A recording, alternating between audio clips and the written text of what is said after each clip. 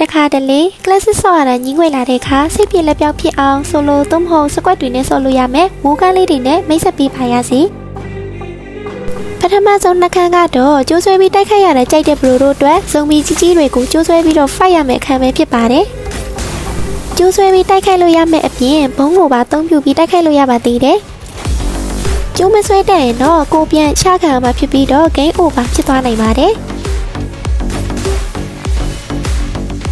နောက်ခန်းကတော့ကြည်ရအတွက်ကတ်သက်ထားခြင်းမရှိဘဲနဲ့ကန်းတွေကိုစက်တိုက်ပစ်ပြီးတော့ 2v2 fight ရမယ်အခန်းလေးပဲဖြစ်ပါတယ်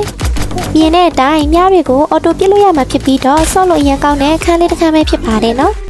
နောက်ထပ်နှစ်ခန်းကတော့မိမိတို့အဖွဲ့တွေကတိုက်တန်ပြောင်းပြီးဇုံဘီတွေနဲ့ fight ရမယ်အခန်းလေးပဲဖြစ်ပါတယ်။အိုဘက်ကြီးတုန်းကဖာခဲ့တဲ့ဇုံဘီတွေနဲ့အခုလက်ရှိ update မှာပါလာတဲ့တိုက်တန်နဲ့ရှင် fight ရမယ်အခန်းဖြစ်တာမို့စိတ်ဝင်စားစရာတော့တော်တော်လေးကောင်းပါတယ်နော်။နောက်ဆုံးပြောပြမယ့်အခန်းလေးကတော့ 4v4 တိုက်ရမှာဖြစ်တဲ့အပြင်တိုက်တန်တွေတင့်ကားတွေပါတဲ့အပြင်အဝေးပြေးစနိုက်ပါတွေနဲ့လည်းထွေးလို့ရပါသေးတယ်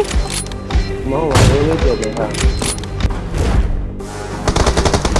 အခုပြပြသွားတဲ့ခန်းလေးတွေကတော့ကီတီတီတလောင်လေးပြပြပေးထားတာပေါ့နော်နောက်ထပ်ဆော့လို့ကောင်းတဲ့ဝူကန်းလေးတွေရှိသေးရဲ့လေကိုမမမေ့ခဲ့ကြပါဦးနော်